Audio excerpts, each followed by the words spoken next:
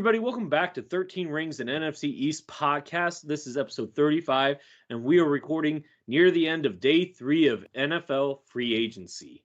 And let me just say, there has been a whirlwind of moves in the NFC. Well, majority of the teams making whirlwind of moves. Sorry, Earl. Anyway, but no, in all seriousness, it's been an interesting free agency with moves made or not made by multiple teams. And we're going to get into it because Maurice, you're up to bat, man. I think your team probably made arguably the two biggest splashes. Yeah, I mean, before I start, Lucas, we didn't have this conversation on the podcast, but I told you one NFC East player is going to go to a team in the division. Did I or did I not? You did. You did. I didn't say it on the pod, so it's not recorded, and we don't have it for prosperity, but yeah, I don't. But Saquon Barkley, to most Giants fans and Tiki Barber's dismay, signed with the Philadelphia Eagles, 3 years, $37.5 million. I didn't see it coming. I think I put in our group chat how he doesn't pay running backs. And I said this after DeAndre Swift signed with the Bears for I think $8 million for 3 years. He doesn't sign running backs to long-term big contracts. And then a couple of hours later, the news broke that Saquon is coming down the turnpike to Philadelphia, and I was surprised. The first question that comes to my mind is it an upgrade over Swift? And I'm gonna say, yeah, I think Saquon is a 3-down back, more versatile, and just a better elite runner, even at his age with a couple injuries. I think Saquon is a clear upgrade. One of the big splashes of free agency to happen, and I like it. Now, before I go on to all the and I could talk about all the other free agency moves, but real quick, and I'm gonna go straight to Mal. What is your thoughts on Saquon leaving the Giants and coming here to Philly? Okay. So, not gonna lie, I was a little upset in the beginning. Obviously, he went to a division rival. Here's where my problem lies with Saquon Barkley. Saquon, love him, have so much respect for him, love everything he did here. Great leader, great person. Can't complain about a single thing that happened here besides the fact that he couldn't really help where he was drafted so early on all those years back and was not given the best situation to succeed. However, Saquon has some issues with injuries. And one narrative that I kind of want to put to bed that has been a discussion over the past few days amongst Eagles fans and Giants fans and even fans outside of our division is that Saquon Barkley was relatively disrespected by the Giants. So listen, could things have gone differently? Absolutely. Hindsight is 2020. When everybody says, well, you decided to pay Daniel Jones before Saquon Barkley. Back in 2022, we offered Saquon nearly the same contract with a little more money per year with less guarantees to Saquon, and he turned it down. Saquon was looking for higher back money around the Christian McCaffrey range. We declined Daniel Jones' 5th-year option. We tried to pay Saquon before we paid Daniel Jones. It was not something he was interested in at the time. Right now, I think this was the highest that Saquon was going to get in the market that we have now. I'm happy for him for securing his money, not happy with the team that he signed for, and not happy with the way that he's making the Giants fan base to be out the villain, when I don't necessarily think that's the case. I think he's upset, especially with Tiki Barber's comments, but I'll comment on that later in my section.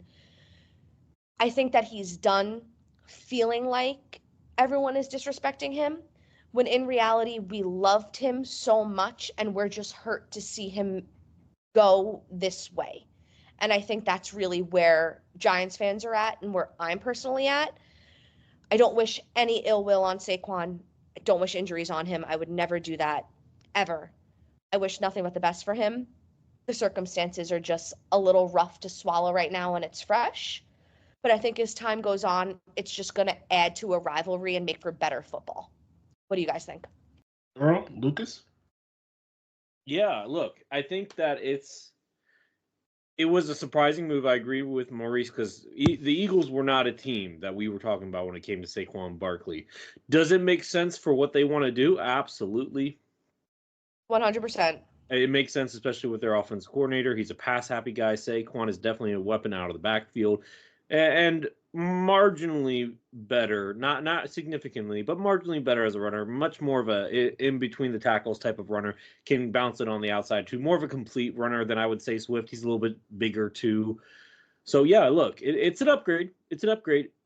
Giants fans, I get where you're coming from, Mal. I get it, and I understand your point of view. But if you really wanted him to stay, you find a way to get the deal done. And look, and I think that the only reason, and we'll get to the Giants later, that this offseason isn't a complete bust for the Giants is because of the trade that they made, which we'll talk about later. But for the Eagles, this was... The offseason for the Giants was not a bust, but we'll get back to that later. Yeah, we'll get back to it. But I'll say this. This might not even be the most impactful move that the Eagles made this offseason. Believe it or not, yes, he got big money. I'm not saying that. But the signing of, what is his name? Huff? What's his name, Maurice? Bryce Huff. Bryce Huff from the Giants might be even a bigger move. Jets. He's from the Jets. Yeah, Jets. Yeah, might be the biggest move that they've made. Oh, and bringing back Gardner Johnson, too. That was a big one. Look, the Eagles are making really good moves this offseason. So Saquon is just one of many. I don't think he's the most impactful, but he is the biggest name one. Of course, we have to talk about it first. Yeah. You got anything to add, Earl? Yeah. Saquon, he's really good at catching the ball out the backfield. One thing that will help the offense for the Eagles is taking the ball out of Jalen Hurts' hands. But just looking at what Kellen Moore could possibly do, it's just the determination that gives Jalen Hurts a ton of weapons.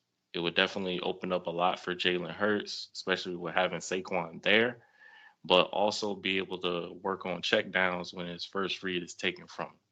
But overall, a good signing for the value of running back. Yeah, and going back to what Mal was saying about Saquon and feeling disrespectful, listen, he's not going to admit it out loud. But I truly do believe he felt some type of way about them re-signing or giving an extension to Daniel Jones before him. Oh, yeah, absolutely. But the thing is that they didn't. So. They offered Saquon a contract and they declined Daniel Jones's fifth year. He declined that contract. But was declining Daniel Jones's fifth year in order to pay Saquon, or it was because Daniel Jones was playing bad? I tend to believe it's the latter, where Daniel Jones was playing realistically, as a fan of a team, would you invest in paying a running back?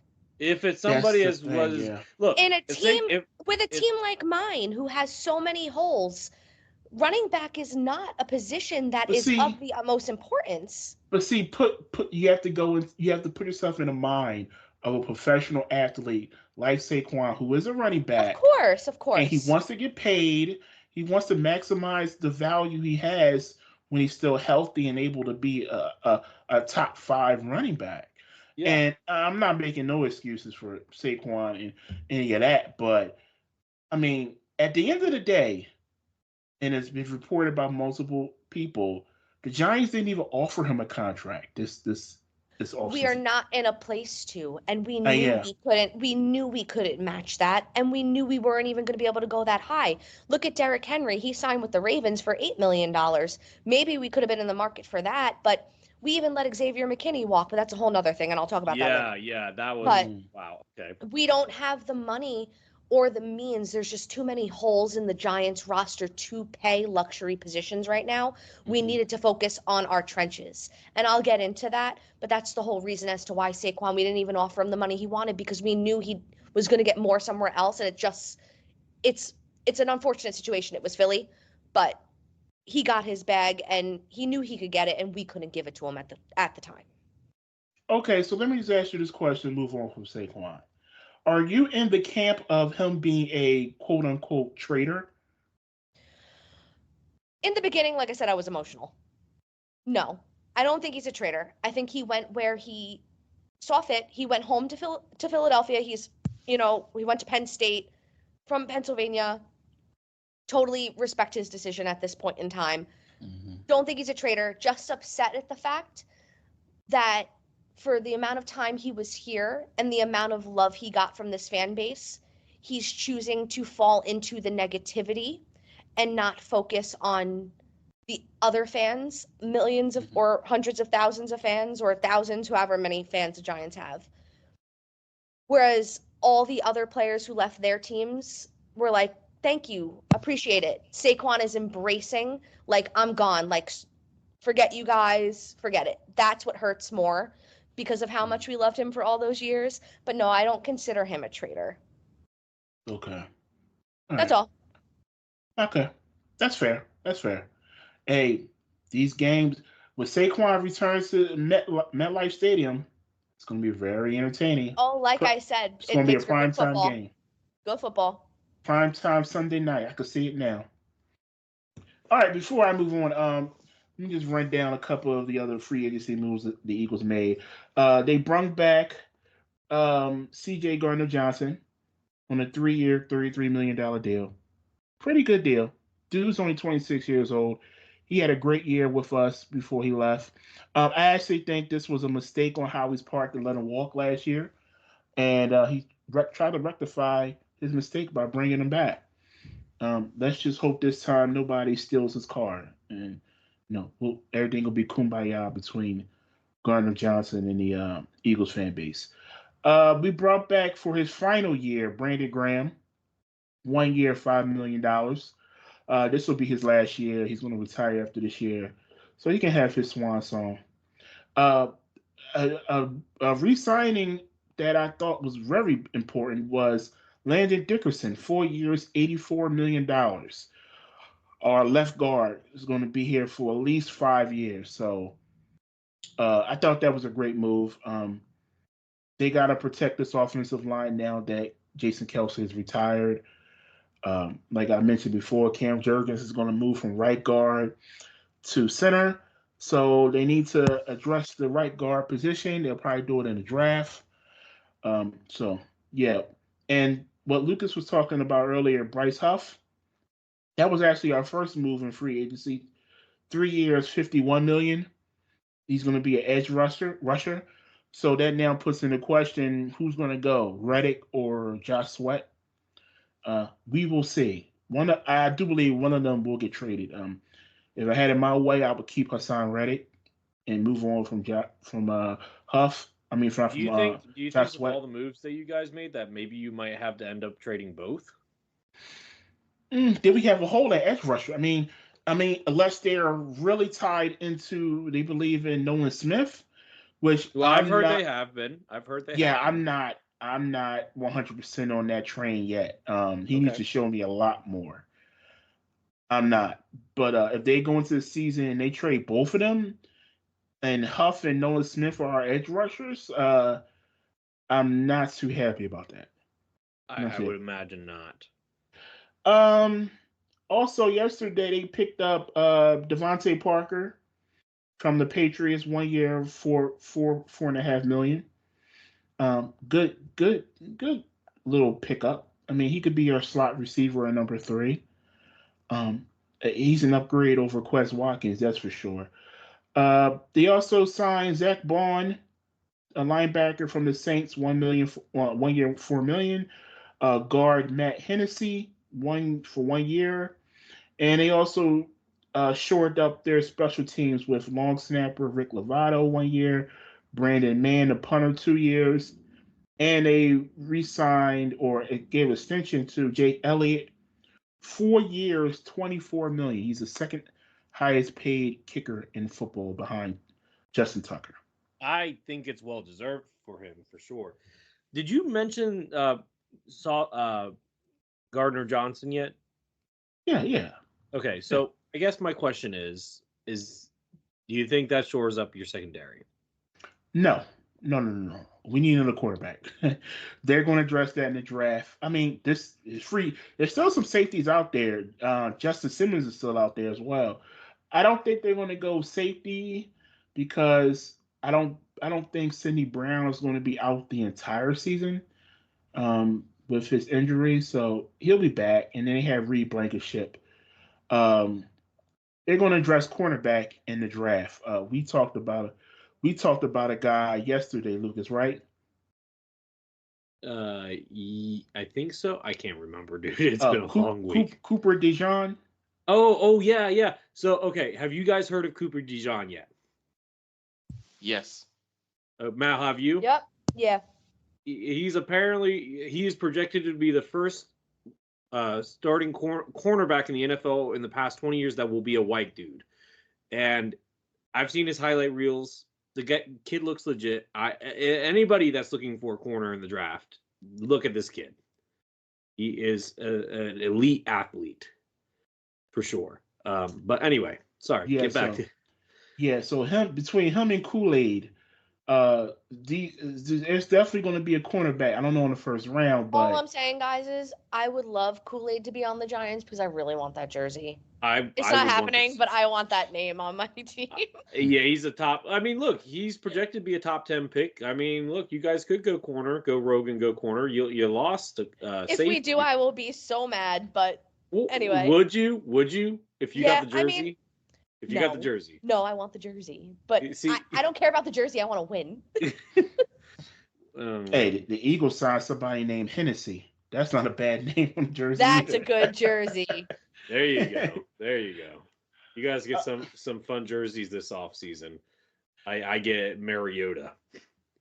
Oh, boy. Don't buy a Mariota jersey. I'm not. No, we'll talk about it in a little bit.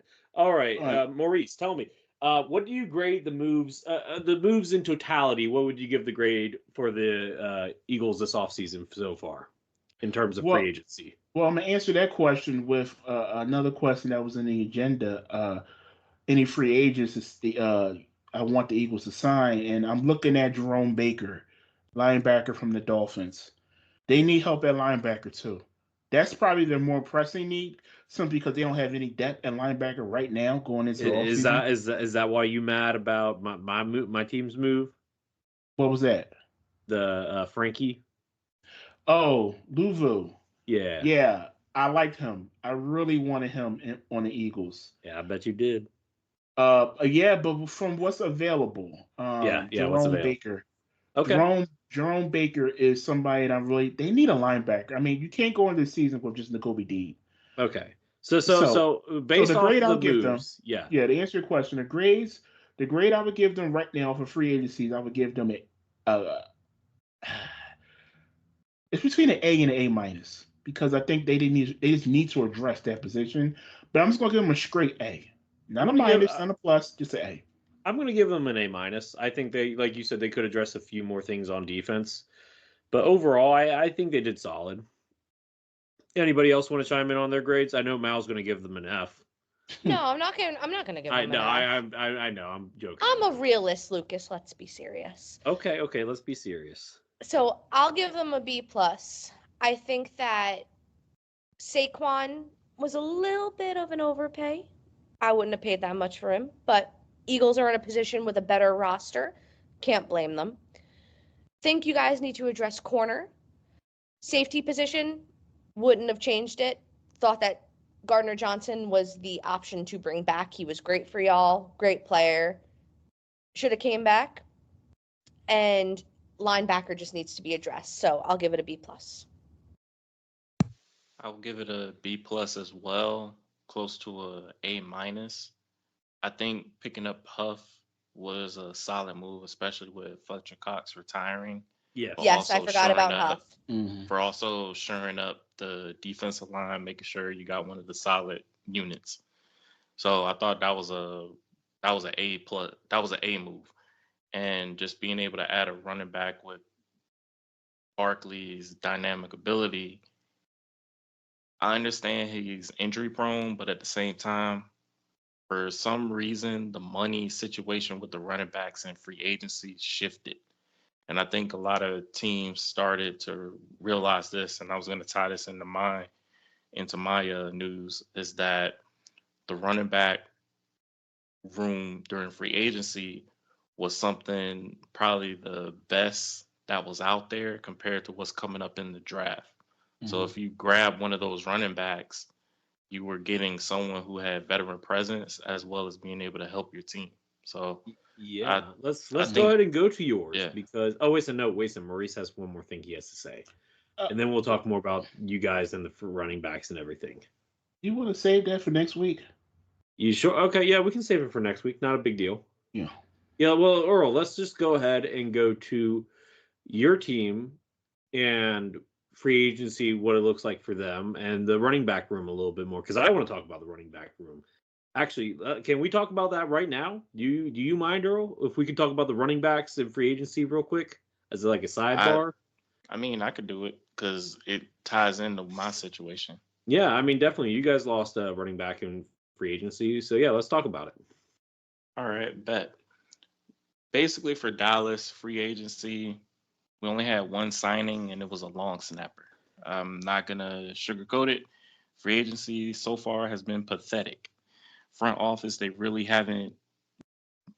I wasn't surprised on what they were doing, but I need at least to see what they can do by trying. I Yeah, could but commit. Earl, Hey, when have Earl, I want to interrupt you because the Cowboys have just made a move. They signed veteran linebacker Eric Hendricks, and I don't know which team he was on. You know who the Chargers. He's on the Chargers. He's a linebacker for the Chargers. He's expected to sign with the Cowboys. Does not say the deal right now, according to Tom Pasilior of NFL Network. Is that like a full confirmation? Has it It's like a fully confirmed? it's a Tom Pelli- Schefter report. Yeah, Schefter. There's a Schefter report too. Okay, there you go. Okay, second signing. Apparently He's a I don't know. linebacker for No, the. I know who he is. Okay. He used to be a linebacker for the Minnesota Vikings when Zimmer was the coach there. Oh well, So it's that makes sense. so it's some from familiar Familiarity. present. Yeah. Yeah. Got a little tongue tied. My bad. You good. You good. It happens. Yeah, it just seems like when they're in free agency, they keep their hands in their pockets. They sit on their hands, and it really doesn't. They're not showing amount of effort. I feel like this signing was it was a reactive thing where it was almost like a hush signing. My biggest problem is that I got a feeling that they're low key tanking Why do with you think the. they're tanking? Actually, this brings me to a point that I talked with Maurice yesterday. And Maurice, you know where I'm going. How can you tank with all that talent, though, Earl? Have you You seen the signing so far? Yeah, but Jerry Jones has never been a big player in free agency ever. I'm not saying it's I'm not saying it's Jerry Jones. It's No, I'm not Steven saying. Jones. Okay, well, And listen, with I'm just Steven saying, Jones, it with the ties amount into of Jerry Jones. with the amount of young talent you have, I can't see it being a tank. Well, the thing is they let so many players walk. No No, offense, they So didn't, Lucas. They Tyler didn't walk. Biotic, They ran. yeah, like He was you. go ahead, Earl. Sorry. No, you're fine. Tyler Biotis, he was a center for 4 years. His plan didn't pan out in Dallas. I mean It's a he reason. he was he It's was a a reason they didn't put a tag on anybody in this offseason. well. I thought it was because they wanted to make sure they could afford Micah, CD, and Dak. There's a That's what I situation would with think. Those are three today's players you have to give a bad to. No, today's those are the three dead very expensive players you got to give a bag to. today's deadline. was for Dak to get a contract on the table.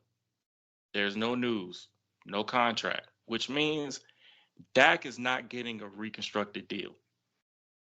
So Earl, can I chime in here real quick? Because I talked to Maurice about Dak, and we both agree that this feels like it's Dak's last season. I think so as well. And here's a I agree. here's a hot take. And I let's be clear. Let's be honest here. Let's put it all out on the table. Cowboys have not been friendly to African American quarterbacks. You know this more than anybody. Yeah, they've been prejudiced. But if I'm the Cowboys and I'm looking for a young quarterback that could possibly have high upside, that's cheap right now, there are two names that I'm thinking of here. If I'm the Cowboys, either one should not be that expensive to get in the draft. If you decide that Trey Lance is not your guy, if that's the case, Jordan Travis. no. Well, that's the draft pick. I'm talking draft. Yeah, draft picks. We'll talk about draft another time. But yes, I'm a big fan of Jordan Travis for you or the Giants. But I'm talking about free agents right now. There's two names. Well, they're not free agents, but they could be traded. Justin Fields and Sam Howell. Sam Howell, I think y'all should keep him. I think so too, but the moves indicate that we might not. Justin Fields, though, I'm shocked by the fact that he doesn't have a landing spot yet. And that's what I'm saying. The Cowboys might be. He's only making $2.5 million this year. Why not? Or why not? If you can get a trade for Dak, you take the dead cap hit this year, and then next year you go ahead and then you start you trade Dak, you take the dead cap hit this year, and then next year you start building around Justin Fields. Dak has a no trade clause in his contract. Shoot, that's right. Well, could they buy him out? Like, this is his last year of his deal, right? So they could buy him out, waive him, whatever, right? Like, wait, can I chime in for 1 second? Yeah. So, Earl, I know this is kind of crazy, but I saw that there were allegations against Dak. Are they trying to do that to get him out of his no trade clause? What allegations? You guys didn't see that? No. So Dak was accused, apparently, of sexual assault allegations that are just coming out now. Interesting. And I'm not sure if it's true, or, I mean, I don't know anything about it, or I didn't know if you guys heard about it. No. But it's just weird that it came out the same day of his, like, where he could be getting a restructured contract. The situation with that, Jerry Jones and Stephen Jones always do this to their star players when they're about to get a contract. Try to tear every single down. time. It's a smear negotiation where they're throwing his name under the bus. They do this for every player. They did it with Trayvon Diggs. They did it with Dez Bryant. They did it with DeMarcus Lawrence. They did it with Zeke. Now they're doing it. And now they're doing it with Dak Prescott. Don't get me wrong. This is a very serious situation.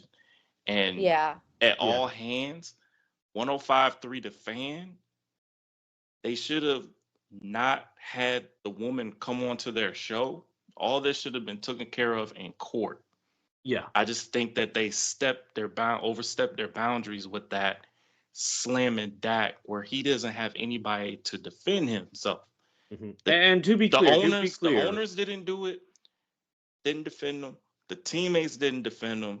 That's why it seems like it's a very suspicious thing where they're throwing his name under the bus, especially right when today is the deadline where he needed to get a reconstruction done or an That's extension why it was done. so crazy to me. Like, seeing all of that today, I was like, what? Like, it was so weird. This just popped up out of the blue. Hang on, guys. Hang on, Earl. Hang on. Before you continue, I do want to say this.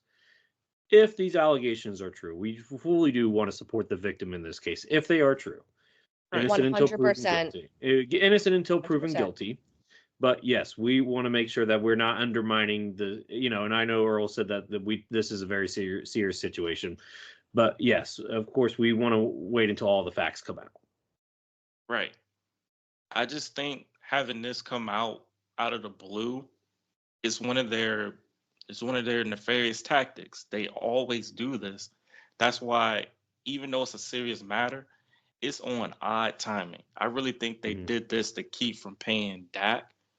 That's why I'm to the point now. Dak, just play out your contract and walk. I would He'd be rather the first him. quarterback I to do it in would a long rather him time. to do it. I would rather him do it because he's not appreciated in Dallas, and I Yeah. mean that as a whole. Yeah. I No, you're right. And you're not the only one that had that sentiment. I don't know if you saw it, but I believe it was Des Bryant that tweeted out to tell Dak to get out of there. And his brother, of course, is not happy about that either. Can you talk a little bit more about his brother's tweets? I will get to that, but I need to get through this point dealing with the front office. Yes. The situation with the front office, Stephen Jones is like Scrooge McDuck. But at the same time of being Scrooge McDuck, everybody loves Scrooge McDuck.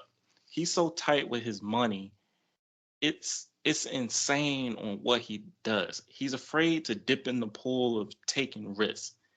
He's been born with a silver spoon in his mouth. And the messed up thing is, even I still think Jerry Jones gave the wrong keys to the wrong child. But at the same time, it just smells and feels rebuild. You let four of your guys bounce. Tony Pollard, he was the first running back to go off free agency. Yes. Even after saying, I'll take less money, Tennessee was like, here you go. I'm out. He gone. And then next thing you know, Dorrance Armstrong, Tyler Biotis, Dante Fowler. And it was The sound effects are elite. just the situation with it. It's a shame. And I got a little message to Cowboy fans that are listening.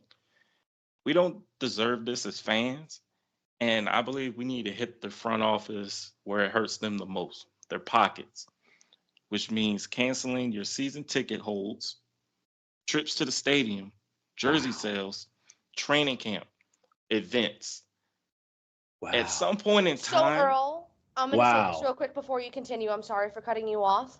Yankee fans do this all the time. You are unfortunately a part of one of the biggest fan bases in America and in the world. That's not going to happen. It's in not. I this, mean, and you're a Yankee fan too, so you know. People call for it all the time with no success and years of being mediocre. It's not going to happen. It I'm won't. just wow. That was bold statement there, Earl. well, I can also say this being a Dallas Cowboys quarterback and New York Yankees center fielder, it equals pressure. The biggest thing of it, I believe, when you're seeing what's going on with the team, and I've seen the numbers drop, especially before they ended up making a trade with Amari Cooper. They've seen this before, but this is by far the worst in what you would see this team does. And I know everyone's just sounding the alarms when it comes to free agency, but it's just a lack of effort of trying. I just need them to try. I can commend the football wizards. I can commend the Giants. I commend the Eagles on at least trying to get their team stacked. They're unloading the clip and making sure their team is at least trying and contending. Dallas, they just kept their hand, they sat on their hands, and that was unacceptable.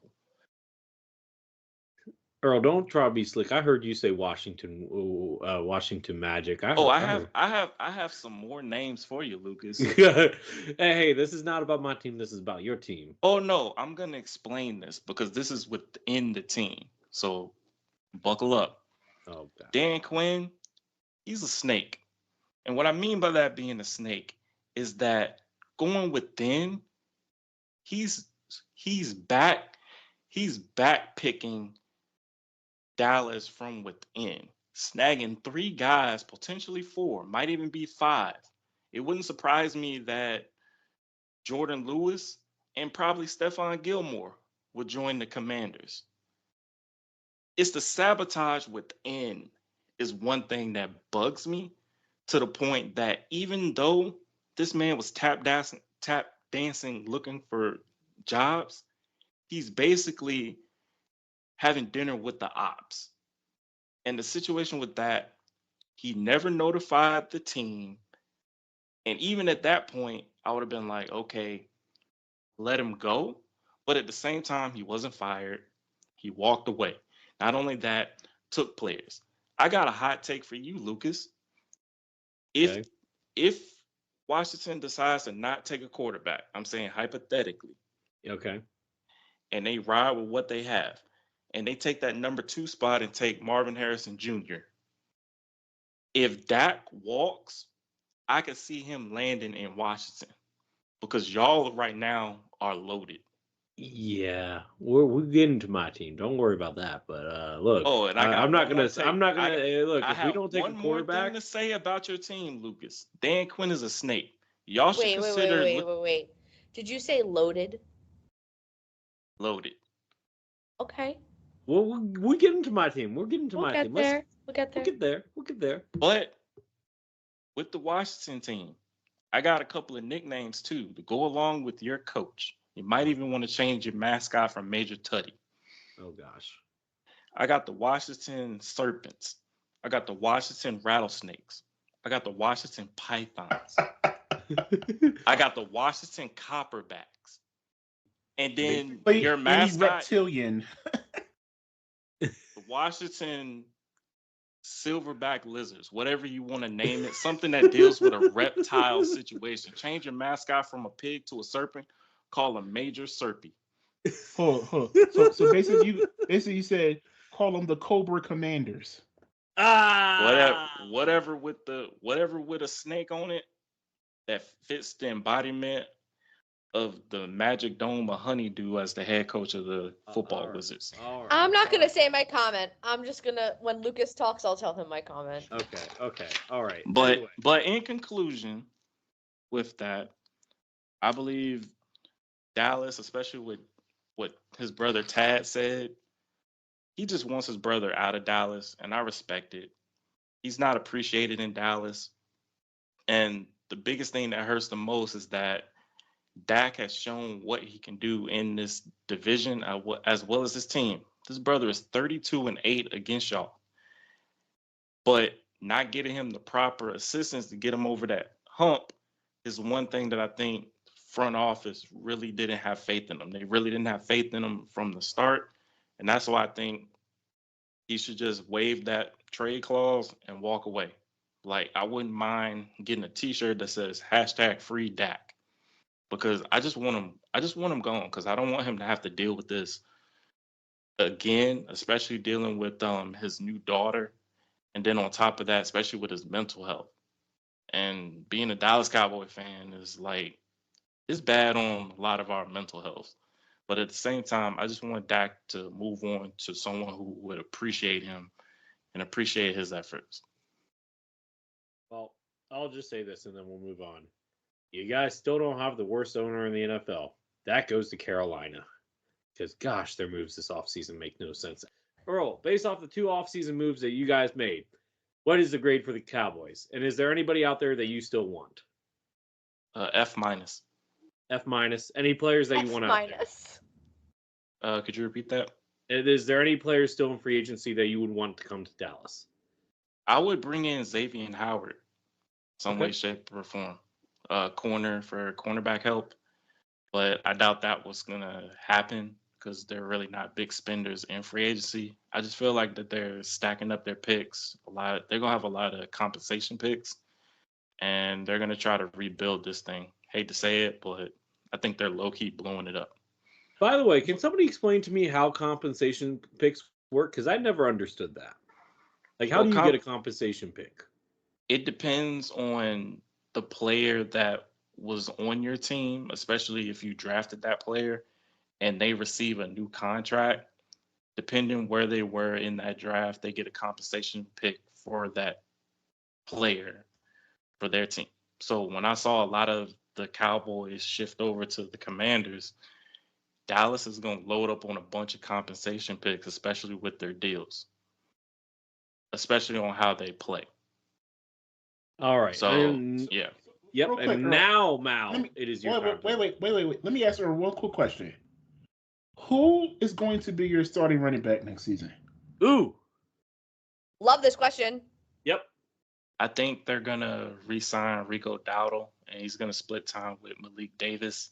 and Deuce Vaughn, unless they go get a running back in the draft. There's a couple of names I could see happening, but they really didn't show assurance when it comes to the running back position because they were too cheap with the money. They had in their mindset that the running back is not valued. But clearly, what you saw from what y'all saw in the postseason, the last 2 to 3 years, the running back has been the most valuable person, especially on the team. So the money shifted. Dallas is lacking on following the trend that everyone else is doing, and it's sad. Okay. Now it's Mal's turn. All right. So the New York Giants, guys, I'm going to preface this before I get into anything.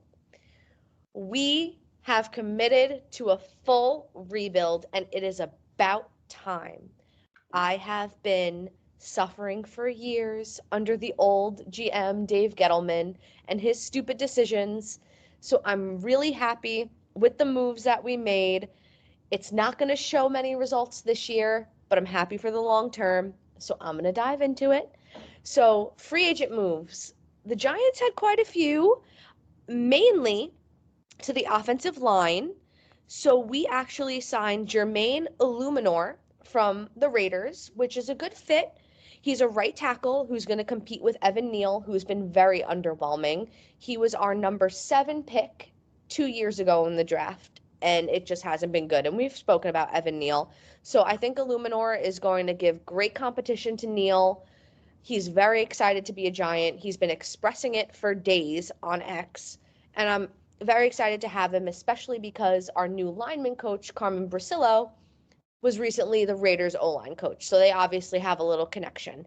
And the Giants' offensive line has not been good for the past 10 years. So the trenches have to start being changed, and this is one step toward it. Another offensive lineman we signed was from the Green Bay Packers, John Runyon Jr. He is a guard. Guard position was something we were really hurting for. Hopefully this year we don't have as much of an offensive line carousel.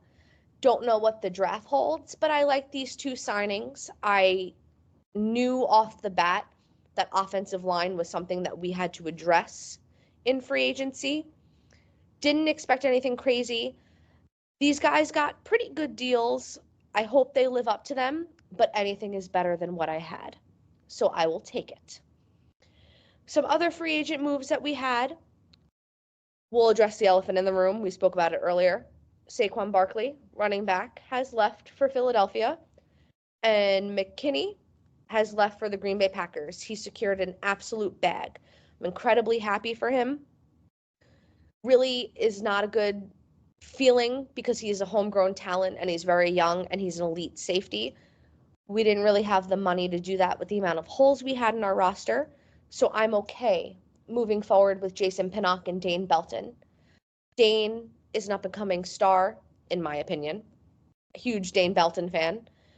But we have spoke about that on a previous podcast after he did really well after, I think it was week 17 or 16. Yes, one of them, yes. Yeah, so I'm okay with giving him the opportunity to step up and potentially become a starter. Don't know if we'll really address an actual safety in free agency or the draft. I don't see it, though. We did sign defensive back Jalen Mills from the Patriots. I don't see him being anything more than depth, but something that the Giants really lacked in general was depth at every position. So depth is good. I will take that. So that was another free agency signing we had. We also lost backup quarterback Tyrod Taylor to the Jets, but we signed backup quarterback Drew Lock from Seattle. I like that signing. Drew Lock did really well last year against the Eagles. Don't know if it was a fluke game or whatever it was, but he's a reliable QB2, and I will take it. Before we get into the biggest splash of the Giants free agency, we also signed wide receiver Isaiah McKenzie. He played for the Bills. Most likely going to be a special teamer, most likely a returner. Cool with that. We've also had a lot of problems with punt returner, but we also re-signed back Gunnar Olszewski, who had our longest punt return in Giants history. So special teams is looking good. You got outside long of snapper. You got your long snapper back too. I don't know. yes, we got Casey Kreider back, and we got linebacker Carter Coughlin back. So Carter is going to be more depth since we have Bobby Okereke, and Micah McFadden has shown that he developed really well last year alongside him. So our linebacker duo is pretty good, and Casey Kreider, of course, our long snapper, is very important, and not necessarily to replace Saquon, but to help us out a little bit in the running back room. We got Devin Singletary. Devin Singletary played for the Bills, has a connection with Dable and Shane. He also spent time with the Texans. Like that signing a lot. Much cheaper than Saquon. Had a little bit of a comparison in terms of yards per carry. So he'll help a lot in that running back room, depending on our offensive line, because the offensive line has always been a disaster. Our biggest splash of free agency, we traded for edge rusher Brian Burns, which I absolutely love. Giants fans have been screaming to the gods for the past few years that we needed another edge rusher beside Kayvon Thibodeau, and I think this was an incredible trade. Our pass rush just took a whole new level. Brian Burns is an elite edge rusher from Carolina, someone that I've been watching for a while, someone I've wanted in blue for a really long time, and I'm so glad we finally did it. It just brings that extra rush with Kayvon, with Dexter Lawrence, with Bobby Okereke, with Micah McFadden. We have our young corner with Deontay Banks, who had a pretty good season last year. We still need a cornerback too, but that's a whole nother thing. Defense is shaping up nicely, and when I mean the defense, I mean the line. The line on the defense and the offensive changes that we made on that side of the line are everything I could have asked for. The way you build a winning football team is by winning in the trenches, and the Eagles have proved that. We needed to start going that way, and we haven't for years. So I'm really happy about how free agency has gone for the Giants. I love every move that we made.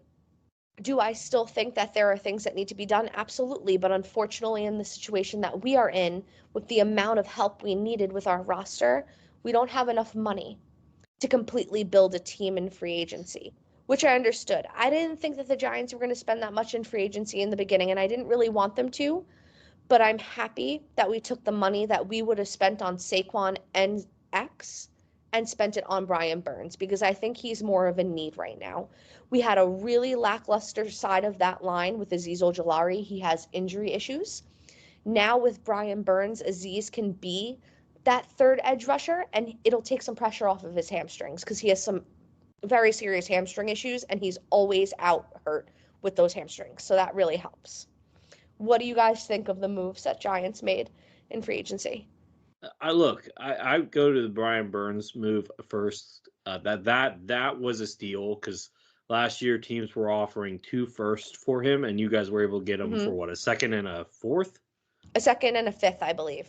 Yeah, no, second that's and a fourth. steal. You're right, somewhere around there. Yeah, somewhere around there. Look, that's a steal. That's a steal. This guy's a premier pass rusher in the NFL. You got him for pennies on the dollar. That just shows how much of a mess the Carolina Panthers is, and I am censoring myself when I say that. But look, that was a good move. Devin Singletary, he has familiarity with the offense that you guys want to run. He had a career year last year where he finally became like a semi full-time starter. I think he'll have even a better year next year. You guys got him on a pretty good deal. And look, Yeah.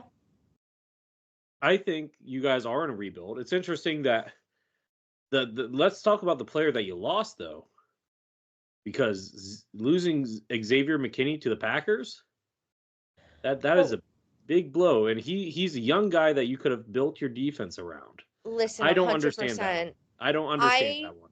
Understand it from a sense of we were never able to be in the market to give McKinney the money he deserved. He deserved to move on. He deserved. So young though. You gotta find a way to 100%. make that. You There gotta was find no a way to way, make that money. Lucas, there was no way we were coming up with $17 million. There was no way that was happening. It wasn't happening. And we have a nice core behind him. Dane Belton, Jason Pinnock, who can step in to those roles. And it's hard because he was such a good captain on our team and he was very influential on our team. But at the same time, the money just needed to go to other positions. We had to build from that way out. It really does hurt that we couldn't keep McKinney, and I wish we could, and I wish we tried everything that we could to keep him, and I'm sure we did, because he even came back and said, "Can you guys match it?" Which showed that he wanted to be a Giant, and we didn't value him as much as Green Bay did. So I'm happy that he moved on, and I wish him nothing but the best in that.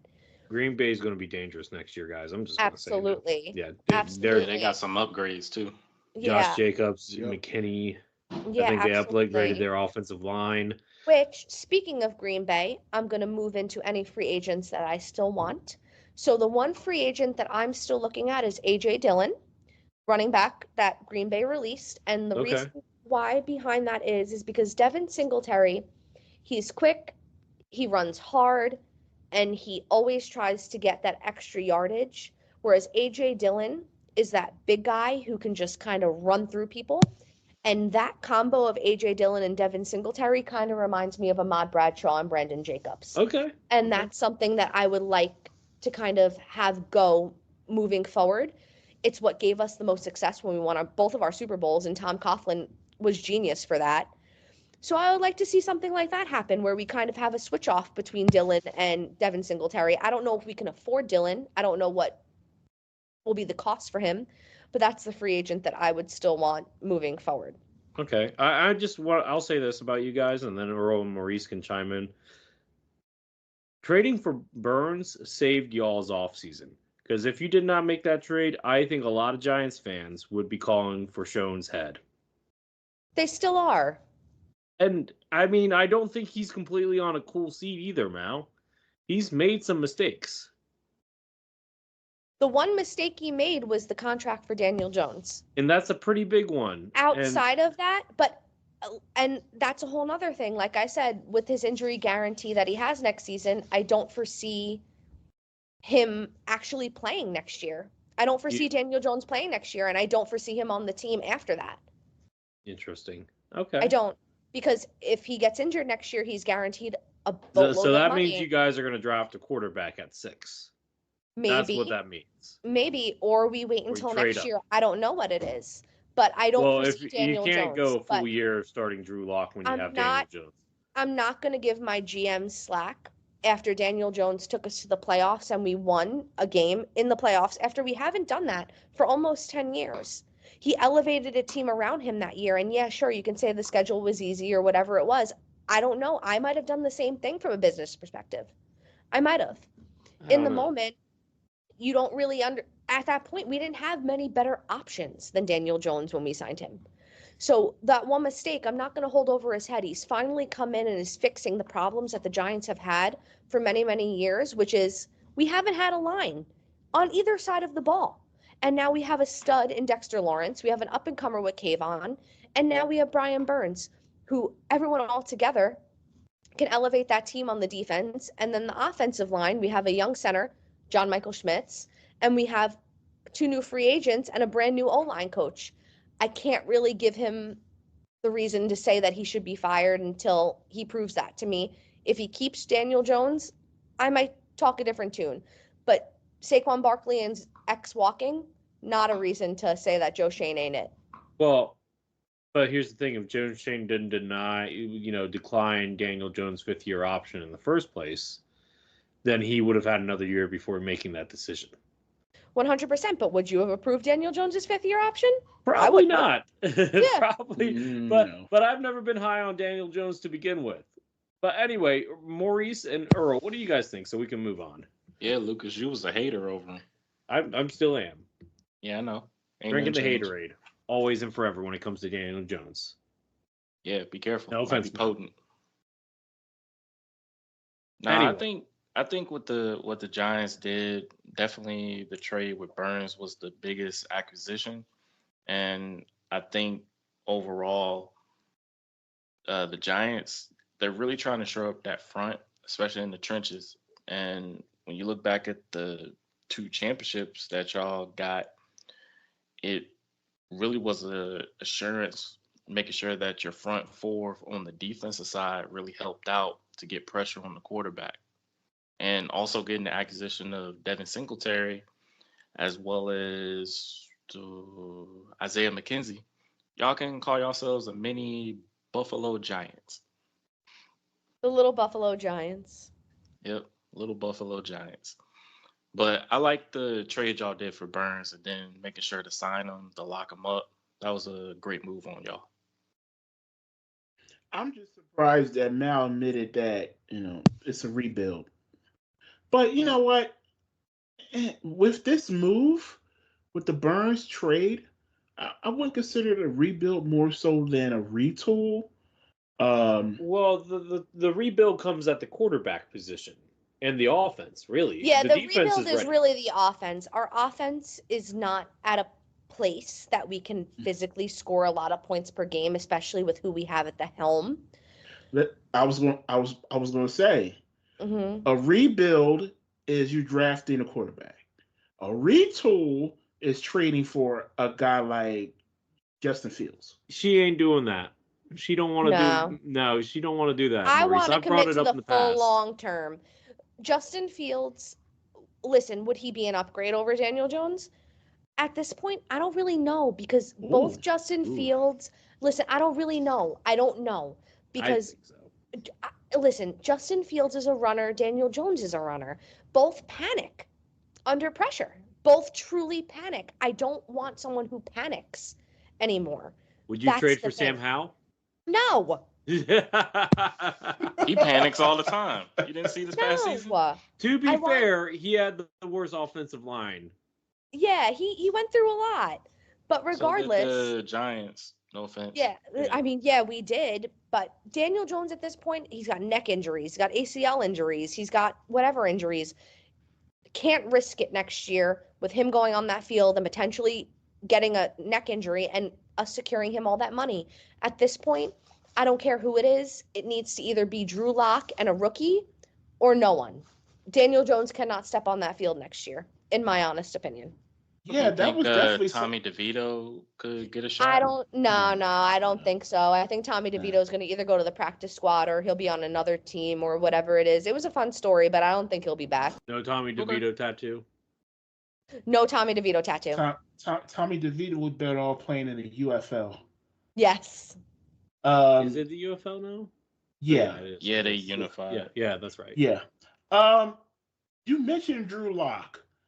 As of right now, is he your starting quarterback week 1? Mine, if they don't, yeah. I Drew would rather him bridge this year. I really would. I would really rather him bridge this year. At this point this year, I don't think. Listen, everyone can say, "Oh, like we can compete." I don't know. I don't know. I still think there's a few years for that, and I'm okay with admitting that as long as the future is a little different.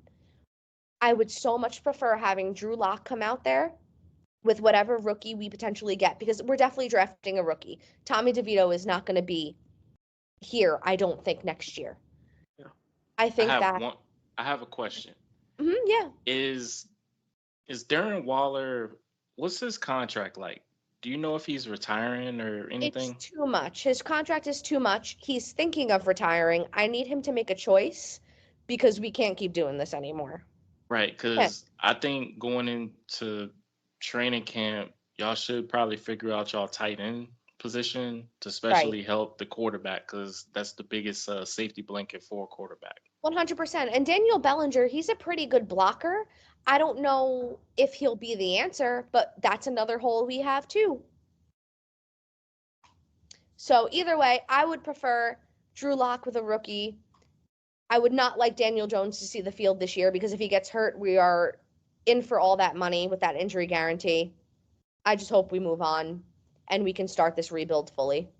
Before we move on, Tiki's comments were completely out of line. I do not support them and I do not support Tiki. That was out of pocket. Yeah, feel bad for Saquon that he had to go through that. Kind of uncalled for. Tiki deserves to be trolled. Lucas, take it away. No Traitor. other free. Oh, that's right. You already did that. Look, what's the grade? What's the grade for you guys? For me, I give it Yeah. an A. I wanted Give- my trenches built, and we built them. What about you guys? What do you give the Giants? I give it a B. I give it a B plus. I'll give it a B minus. All right, let's go ahead and break it down. So there's a lot of interesting moves here, and let me just start with the move that I think is going to be the most impactful one here. And it's going to be Frankie Louvu here. Yeah, 3 years, 36 mil. Linebacker. We've needed game changer, leader at linebacker. He definitely fits the mold there. Very physical guy. I like the move there. He's good on the blitz. I think he's going to fit in right in with Dan Quinn.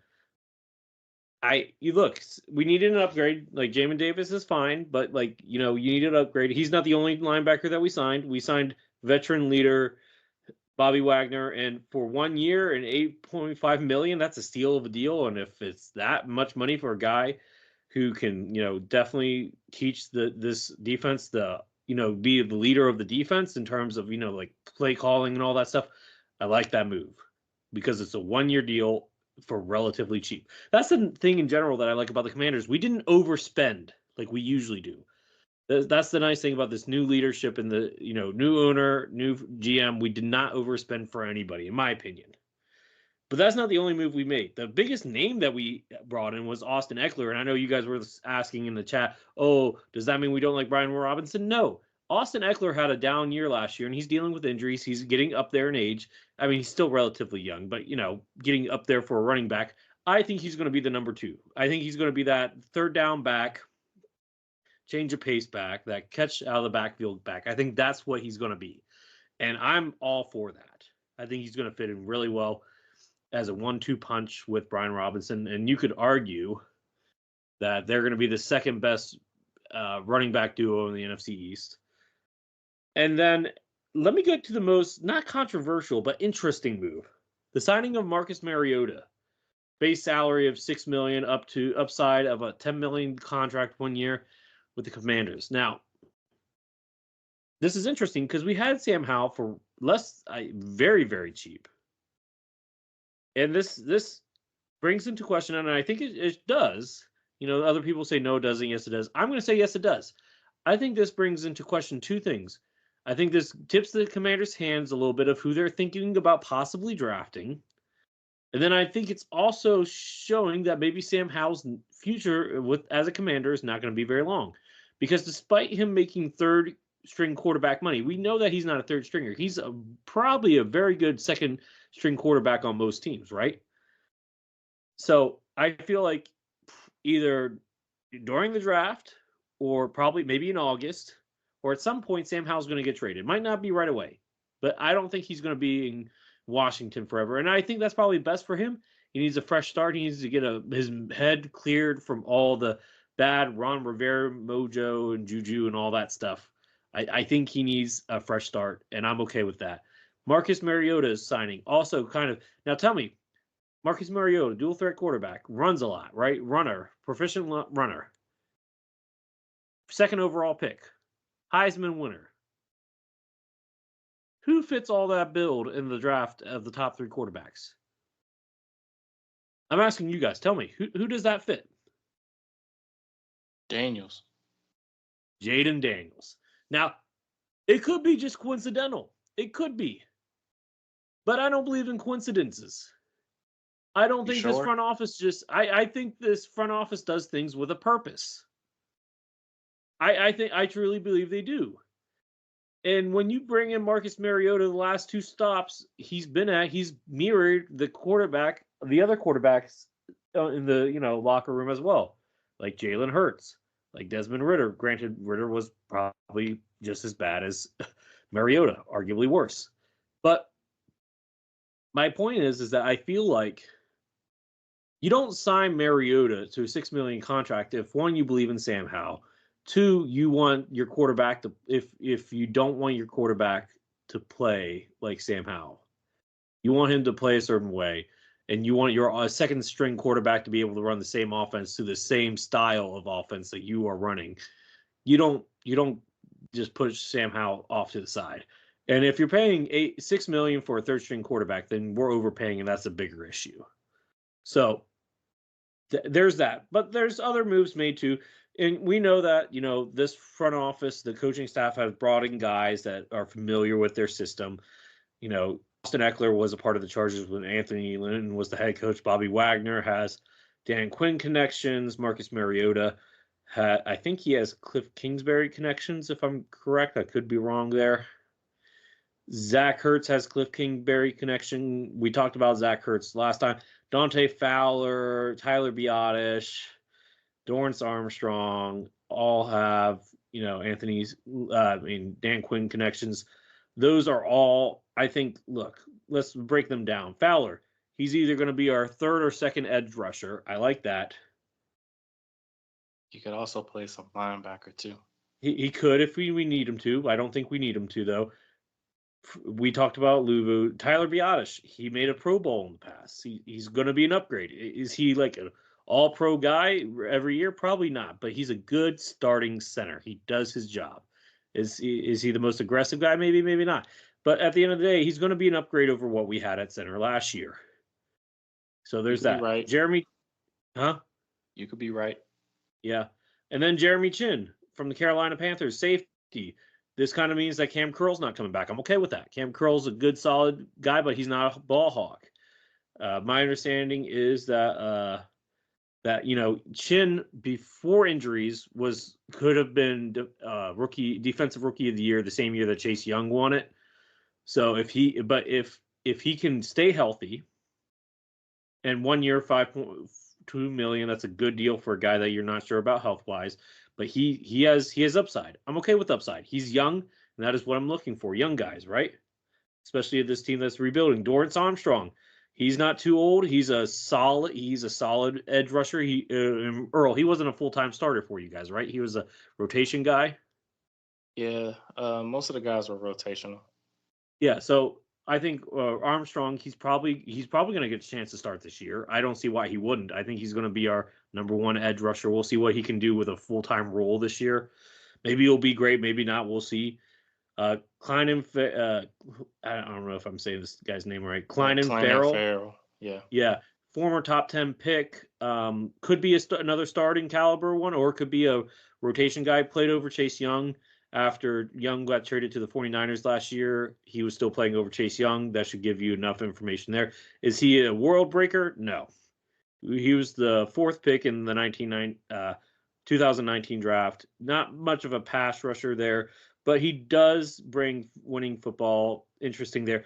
I am so happy about this next move. Jeremy Reeves, former Commander, dealt with a lot of turnover, a lot of bad owner, a lot of turmoil. But he's back. He's back with the Commanders. He is coming off a partially torn ACL, but he has a 2-year deal. I'm okay with that. He is a good special teams player, and I'm thrilled to have him back. He could help the safety depth chart as well. And then we also got Brandon McManus. Look, Joey Sly was inconsistent. McManus is a lot more consistent. I like that for us. And then another offensive line help, Nick Algoretti. Is that how you say his name? I think that's how you say his name. He was a rotation. He didn't start for the Kansas City Chiefs, but he played a lot. He probably will be a starter for us. I think he's a right guard, if I remember correctly. I'm not 100% sure, but he's going to be a guard. I think he's a right guard. Good, solid pickup. We needed offensive line help. Jamison Crowder's back. He's probably going to be more of a depth return special teams player. I'm okay with that. He played solid for us last year. I'm okay with him coming back. We got a better long snapper. We needed a better long. Oh gosh. We needed a better long snapper. Yeah. And Tyler Ott is back. He's coming here on a 3-year deal from the Ravens. So I like that. I like all the moves. Look, I if I had to give us a grade right now, it's an A+. I think we've never overplayed. We got guys that can come in and start, be impact players, but that could be foundation pieces for us in the future. They're not going to be all pros. Probably not. Maybe Frankie will, who we'll see. But I like these moves for us. I'm going to give us an A+. I don't think we made any bad moves. We've hit on some guys. We were able to make a division rival weaker. No offense. And yeah, no, I'm all for the moves. I like it. Is there anybody still available? Honestly, not that I can think of. Not that I can think of. I think the rest of our needs can be filled in the draft. I mean, if they make more moves, that's fine with me. But I don't think we need to make any more moves. By the way, Jamison Crowder, we added today. He's the first commander that we brought back.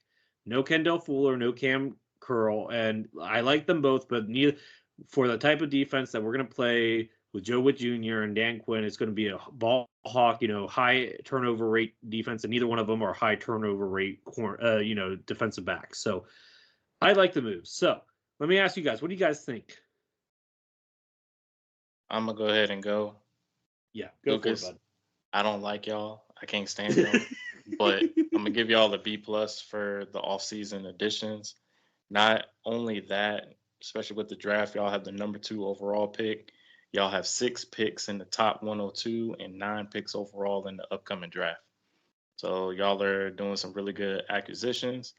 And your term of saying you made a division rival weaker, you just got to see how they do in Dan Quinn's scheme with y'all guys. But y'all pretty much have loaded y'all teams. Now, I hope y'all can get it done. But if you don't, I got questions. Okay, fair enough. Mal or Maurice? Yeah, I'll go. So Lucas, I'm gonna say something, and please don't get mad at me. I'll try not to.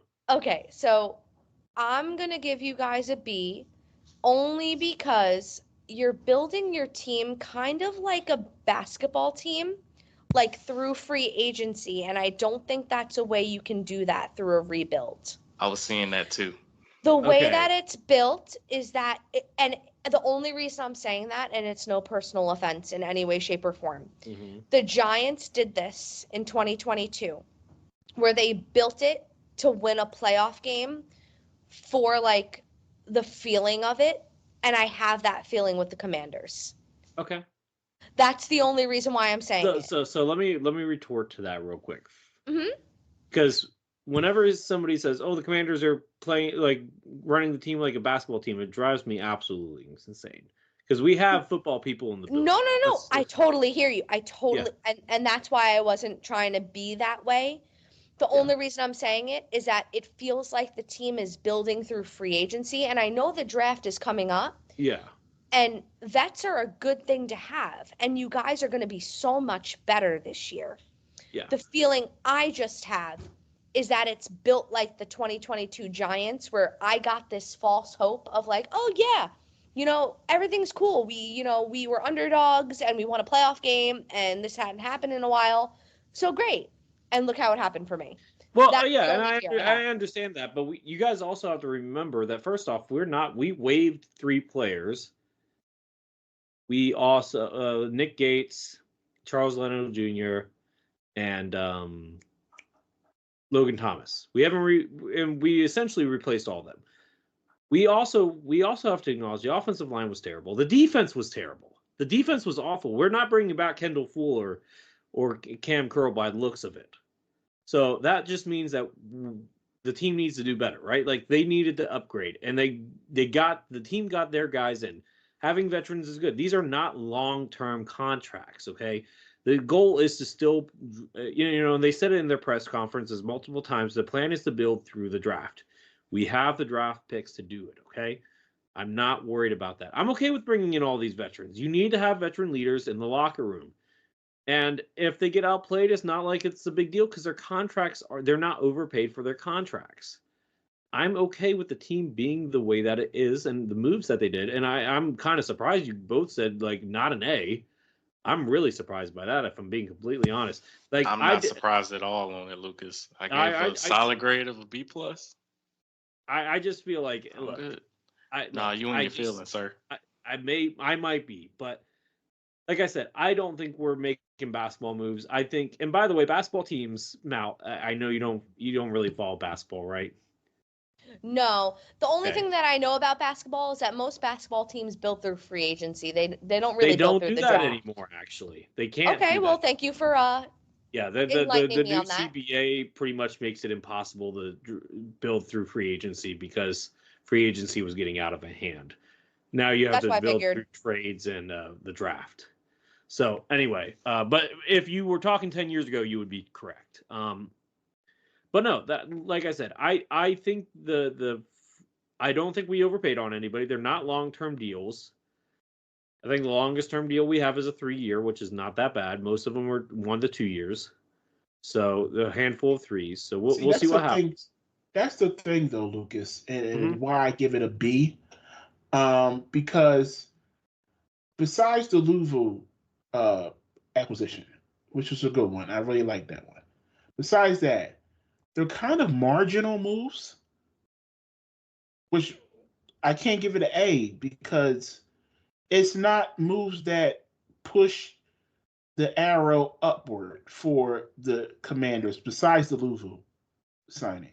Well, I think that's just where we're gonna have to disagree there. I think, intangibles like Wagner's leadership in the locker room, that's a big one.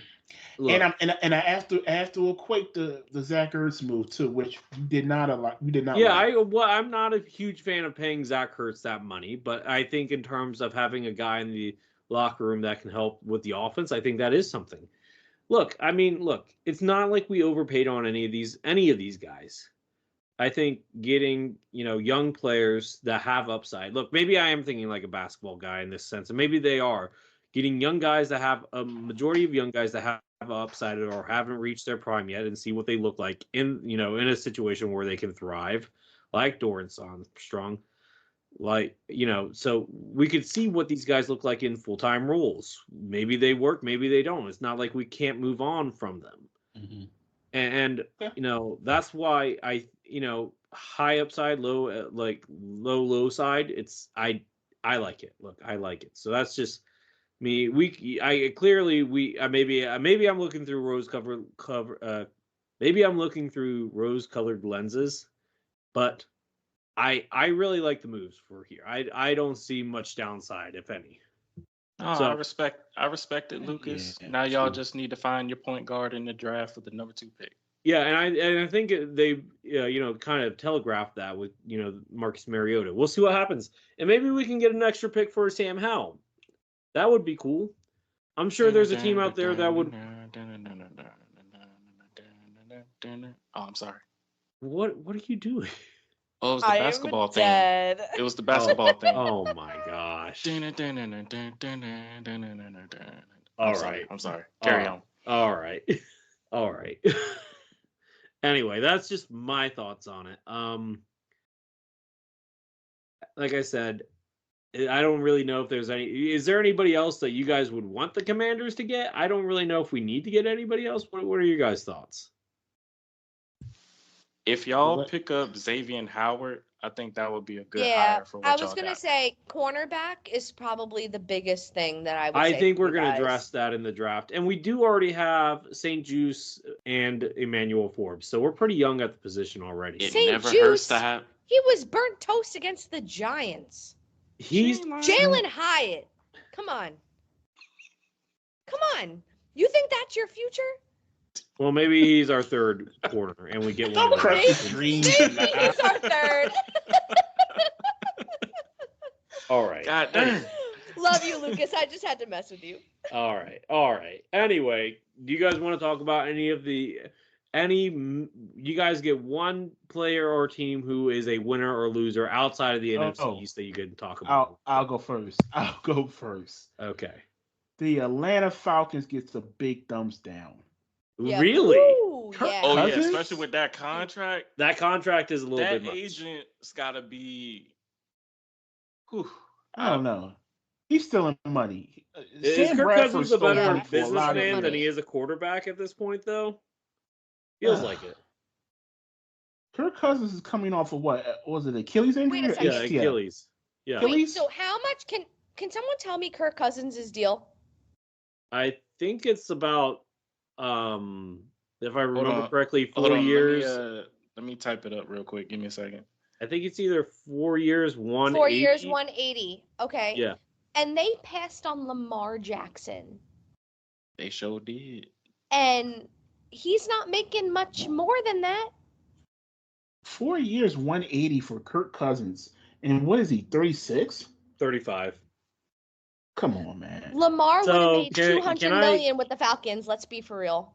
So I think it has to do partially with the fact that people don't trust mobile quarterbacks to stay healthy long term, which is fair. However, it's just a little bit weird that they're having a 35-year-old quarterback come in with all these young studs on offense. We'll see what happens. It could be a Tom Brady, Peyton Manning thing, but I doubt it. But Yeah, I Nah, will. I think it'd probably be like a Matt Ryan situation.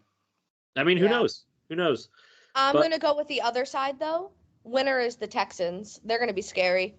Oh yeah, absolutely. Texans. Let's not mess with them. I have a winner as Yeah, well. Joe Mixon. That's a good pickup. Yep. I like That was a guy the Cowboys should have looked at. I thought they should have looked at Aaron Jones. like I said, they were sitting on their hands. They weren't gonna do anything.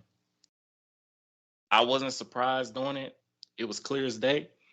Didn't happen. It is what it is. They can kick rocks. All right, Earl, who's your winner? My winner is the Kansas City Chiefs with the Chris Jones signing. That's fair. Absolutely. Good for them.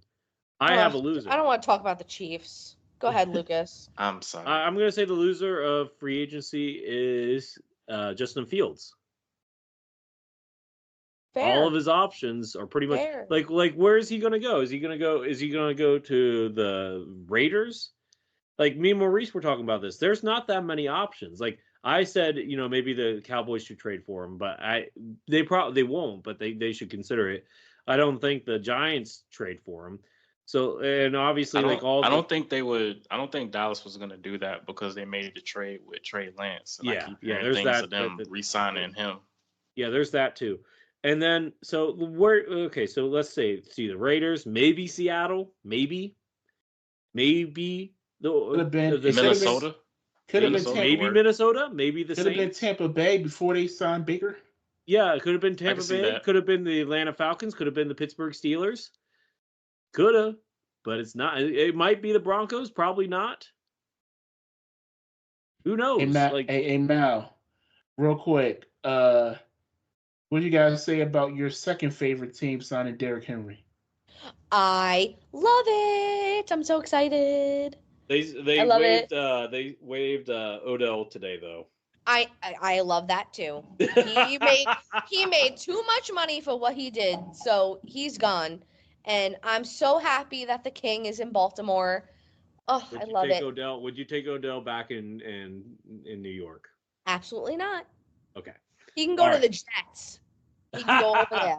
You mean the New Jersey Jets, as we like to call them on here? Brooklyn Jets. The Brooklyn Jets. Oh gosh. All right. On that note, let's go to our social media stuff. Maurice, you are up first. All right, let's talk about the New York Giants for a couple more minutes. And we want to get into the New York Giants mailbag this week. We asked the question regarding the New York Giants. Well, actually, the question was asked to Mal, but I'm going to generalize it to everyone. It was by Becca, a.k.a. Okaraki's biggest fan. Shout out Becca. Love you. Shout out to our, as I would say, day ones who comment on our social media. Absolutely. Yes. Becca, Yes. Dallas. Maple, we love you Maple. all. Yep. Love you guys. Yeah. Salute. Yeah, salute to all you guys. Keep commenting and you'll get a shout out here. She asked the question, if every QB was left at number 6 with the 6th pick, who do you want and why? So I'm going to ask that question to everyone. Starting with Giants? Yeah, for the Giants. So we're saying either they stay at the 6th pick, nobody gets picked for quarterback, or they go up to number 1. Let's for this question, let's just assume Caleb Williams is off the table. Let's assume, based off mocks. I don't think that's the question. She's saying out of all the quarterbacks in the draft. I think that's what she's saying. Oh, if they had to pick at 6, that's pretty obvious. Well, go ahead, Mal. What you got? Yeah, it's pretty obvious. I would pick Caleb Williams. regardless of what anybody thinks, he's a diva, this, that, or the other thing. I love Caleb Williams. I love Caleb Williams' passion. I think the Giants have been missing that passion for a really long time. And I think he's the type of guy who won't really care what people think about him. So if every quarterback was on the board, it's Caleb Williams. Now, I will answer this your way, Maurice, also. If Caleb was off the table and we were to take the next quarterback, in my honest opinion, it would be Drake May. And the only reason it would be Drake May is because he and Eli have been working together for a really long time. In his heart, I know he wants to be a Giant, and I am a big person on people who want to come to this team and want to stay a part of this team. And I think Drake May wants that, and I would love to have him. I think that Brian Dable is one of the best when it comes to developing quarterbacks, and I think that Drake May would have a really good spot here. So that's my answer. Look, I'll say this. Caleb's personality definitely would fit New York. The bright lights, all that stuff of Broadway. But if we're going without, if Caleb's off the board, then I agree. I think Drake May might be the guy. Now, here's the tricky part. I don't think Drake May is ready to play week 1. I think he still needs more time to develop. Totally fine. And I agree too with that, Lucas. So, but if let's just say the top 3 quarterbacks are off, I don't draft a quarterback with the 6th pick. I go wide receiver, and with your 2nd round pick, I go Michael Penix. I agree with that. I don't if Jaden Daniels, Drake May, and Caleb Williams are gone in that first, like at 6, and we don't trade up or whatever it is, we go wide receiver. We've been lacking wide receiver since Odell. Got to happen. We got to every year is a change, and we have to find our number 1 in certain positions everywhere. So I'm totally fine with that. Yeah, and I think Michael Penix, or you don't even draft in the 2nd round quarterback. And I've said this before, and I'll say this again. Jordan Travis from Florida State, got to keep an eye after for either the Cowboys or the Giants in the 3rd or 4th round. He's definitely a dark horse at quarterback. Yeah. Though, if I had to guess, Earl, I think if you guys draft a quarterback, it's going to be Spencer Rattler. Seems like a Jerry Jones type of guy. I could see it, but I don't think that's a good move. But no matter what they do, they drop the ball and not re-signing Dak. Whoever takes over is going to be fresh, wet behind the ears, and it's not going to be what you've seen. But I wouldn't mind seeing what Trey Lance got, to be honest with you. I mean, we'll see what happens. But all right, I believe that's the only question, right, Maurice? So I believe it is Earl's, and I know Earl's excited for this. Go ahead, buddy. I will, but I'm gonna say if at pick 6 for the Giants, if they don't get a quarterback, get a receiver, my choice is either Rome Odunze or Keon Coleman. No, Malik and Newman. What about Neighbors? Sorry, Malik. Oh, Malik Neighbors is good, or y'all can get Xavier Worthy. Yeah, he's quick. Well, to answer the question, yeah, definitely Caleb Williams. And being in that New York market, that's something you have to factor in when you draft, especially a quarterback. Some people just aren't equipped to handle that type of lifestyle in New York City, that city. So we've seen some things with Caleb Williams. I don't know if that would work, but he's definitely the best available on the board. So obviously you would take him with your quarterback as your franchise quarterback going forward. But we can move on. All righty. It's time for Who's That Football Player? That's right. Yes. This player in 2000 season had 1 interception, 27 yards, 1 touchdown, 4 pass deflections, 3 sacks, 120 total tackles, and 12 tackles for losses. That player, Jeremiah Trotter. His son's actually going to be in the upcoming 2024 NFL draft, and I consider him as one of their top linebackers over the past few years that really did a good job. I really like the position of linebacker. I consider it the quarterback of the defense. And yeah, that's the who's that football player this week? Jeremiah Trotter. What y'all think? Yeah, yeah. Shout out, Trot. His son is going to be. I think he's going to be a starter week 1. And I'm definitely looking. I hope Howie's looking at him in the second or third round, maybe second round, because I think he could be a starter week 1. Yeah, Jeremiah Trotter, man, he was one of the most notable players, impact players on that early 2000 Eagles teams that were successful. And between him and Brian Dawkins, they were the heart and soul of those Eagles defenses. So salute to him. Yeah, look, Jeremiah Trotter, also former commander. We don't need to talk about that. Good all around player defensively. Glad that his son's coming into the draft. Gotta say though, social media, Eagles gotta get on there. I don't think we had any responses for that. Gotta make sure we hear your voices, guys. We'd love to hear them. Yeah, but if there's nothing else, we can shift over to the poll question with Mal. All right, let's talk about the poll question. So we actually had 2 this week. And this one was actually a pretty good question. I actually want to talk to Earl about this one a little bit. So if you had to choose which player to give a contract extension to, who would it be? And it was between CeeDee Lamb and Micah Parsons. Twitter voted that CeeDee Lamb should get the contract extension over Micah Parsons. Earl, you want to give us a little bit of insight on your thoughts? Yes, I agree with that.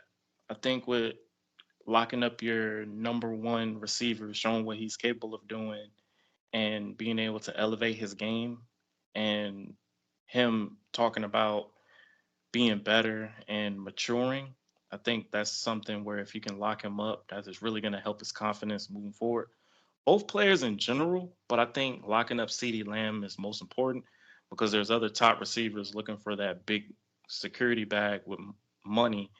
And I think Justin Jefferson turned down his contract. So I think it's good if you can extend CeeDee Lamb before Justin Jefferson get his contract situated, because that'll set the market on making sure your number one receiver is locked up, and a contract being out the way of extension.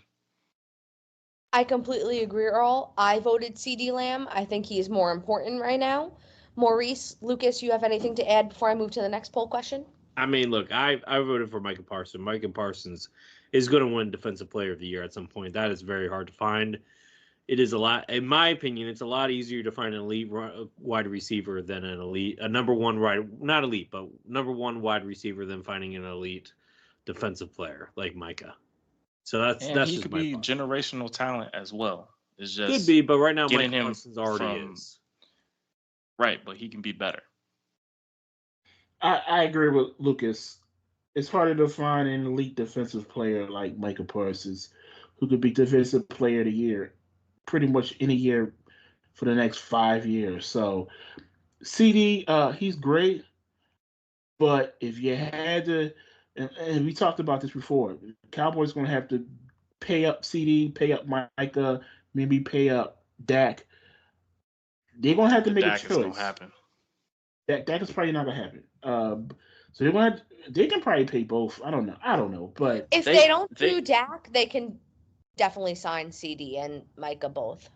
And if they lock them both up, then you're looking for someone to get the ball to CD, and then you have a defender locked up with Micah. The only situation with Micah is you got to figure out what he's going to do as a primary to a secondary. Right now, it's looking like he's going to be defensive end, but at the same time, he has linebacker tendencies as well. So he's going to be that the Swiss Army knife that is going to see where he lies, but you got to pay him in the respective spot. So that's just a determination factor with that. They picked up his fifth-year option, and being a defensive end is they're taking away $3 million of that, where he could have been close to 24, 25. Right now he's at 21. But it also brings the question, if they shift on the linebacker, that money's going to go up due to the higher price value. Yeah, for real. So, next question is, as we move on, this is for Maurice's team. Where does Fletcher Cox rank all time among Eagles defensive players as Fletcher Cox announces retirement? Top 3, top 5, top 10, or top 20? Twitter voted top 3. I agree with that. I agree Anyone as else? well. I think he's top 10. Top 3. Are we talking defensive ends? Well, how did I phrase it? Yeah, question was just all time among Eagles defensive players. Ooh. So that could be defense. It could be any position. Defensive line. Be any position. Well, the first two, I mean, Reggie White would be number 1. I will say it was close between top 3 and top 10. 30% voted top 10, 27% voted top. 27% voted top 10, 30% voted top 3. Well, it's not out the question. I think Reggie White and Brian Dawkins, 2 Hall of Famers. You can't deny them. Their rankings. Oh, it's top. The third? I don't know. I think the question comes down to, is Fletcher Cox a Hall of Famer? Ooh. That's a good one. Good question. That is true.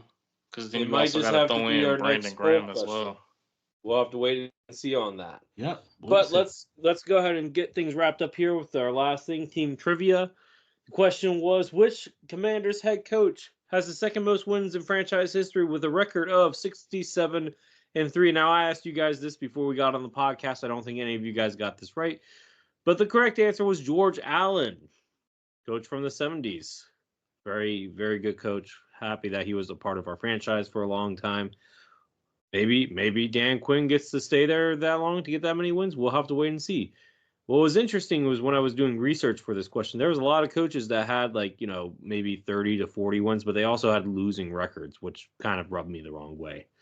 But that being said, so Maurice, how about you go ahead and play us out?